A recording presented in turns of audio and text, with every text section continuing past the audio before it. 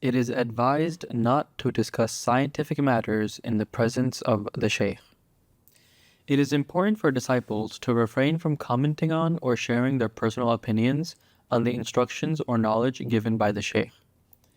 The Shaykh's guidance and instructions should be implemented without any hesitation or questioning, as they are understood to come from either divine inspiration, ilham, or as visions from God.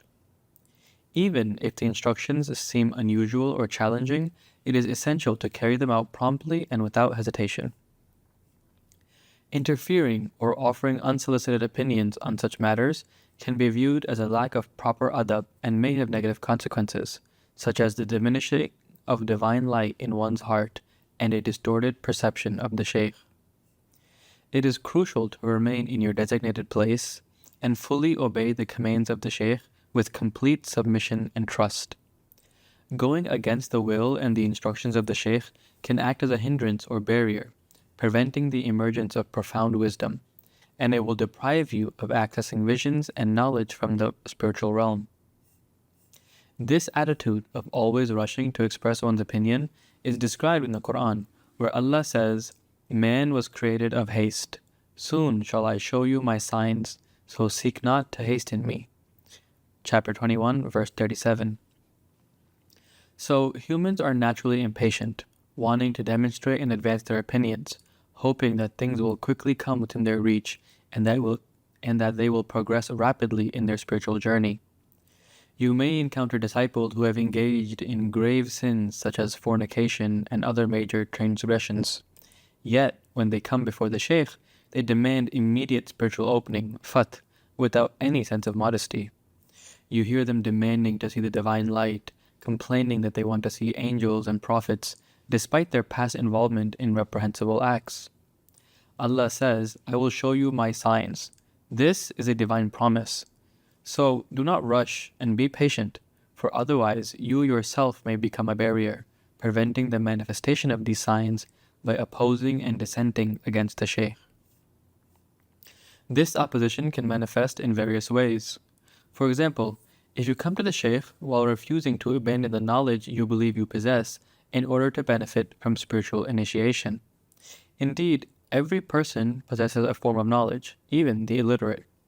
This knowledge encompasses all the information one has gathered throughout their life, whether through their education, hobbies, or simply their life experience.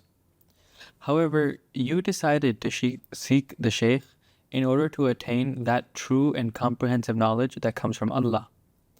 This knowledge is unique and can only be obtained from the Master, who is also unique. But in order for it to be poured into your heart, it is imperative that you empty it of what it contains. For anyone who wishes to embark on the journey that leads to the presence of their Lord, it is essential to leave behind anything that could hinder their spiritual growth. Even the most eminent scholars must abandon, without fear, all the knowledge they possess, as it is nothing but dust compared to the true knowledge confined within the heart of the Shaykh. Whether it is knowledge of physics, medicine, astronomy, biology, archaeology, or even Islamic jurisprudence and other secular sciences, the realized Shaykh is well acquainted with all of them and can easily discuss them with the greatest specialists. Indeed, it is often observed that among those who refuse the spiritual journey under the guidance of the Shaykh are the scholars of Islamic law and jurisprudence, Sharia. This is because in reality it is their knowledge that acts as one of the greatest veils separating them from the Creator. The great jurist and knower of God, Imam Ahmad ibn Ajiba, may Allah be pleased with him, said, "Their sciences have veiled them from the one who teaches." The external and apparent knowledge of Sharia is a veil for those who embark on the path of spiritual purification and growth. Among those who embark on Allah's way, tariqah, we find ordinary people who seek to attain divine proximity and the presence of the real. We also find scientists who, driven by their theories and research, discover clear parallels between their knowledge and the teachings of the Shaykh. Indeed, to further illustrate this, one has to simply observe the scholars of Sharia who openly express their reluctance towards one of the simplest aspects of our tariqah, wearing the patched cloak, the muraqqa. Whereas a seeker finds in it a means to discipline their ego and a scientist contemplates the various colors that compose a patched garment, scholars of Islamic law do not see beyond its appearance. Therefore, the jurist who embarks on the spiritual path must remain discreet and patient until Allah grants them a spiritual opening, Fat. As for the true and accomplished scholar, they are among those who see beyond appearances and perceive the subtle meanings behind outward actions. Take, for example, Imam Malik, the founder of the great Maliki school of jurisprudence, Madhab. He was a pious jurist and undisputed scholar of Islamic law and jurisprudence. Yet, he walked barefoot in the illuminated city, Madinah Munawwara, of our Prophet Muhammad ﷺ. If no one knew his level of knowledge and no one had questioned him about the reason behind this practice, he could have easily been categorized as someone who had lost their mind. So why did he walk barefoot in Medina? He was ashamed to walk with sandals in a place where the Messenger of God ﷺ placed his blessed feet. It is by this action that we come to recognize in Imam Malik knowledge and understanding of the subtle meanings concealed in his outward actions. It is by this quality that he is a great scholar of our community. The same wisdom applies to wearing the patched cloak. Hidden behind its outward appearance are subtle and concealed meanings that are inaccessible to those who focus solely on appearances.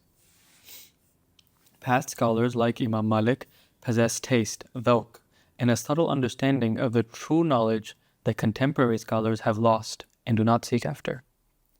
If one were to ask a prominent Maliki scholar today to remove their shoes before entering the city of Medina, they would be ridiculed, whereas a sincere disciple under the guidance of their Shaykh would immediately comply without hesitation and seek to perceive the hidden allusions and knowledge behind such an act. Allahumma salli ala Sayyidina Muhammad wa ala ali Sayyidina Muhammad kama sallaita ala Sayyidina Ibrahim wa ala ali Sayyidina Ibrahim wa barik ala Sayyidina Muhammad wa ala ali Sayyidina Muhammad kama barakta ala Sayyidina Ibrahim wa ala ali Sayyidina Ibrahim fil alamin innaka hamidun majid.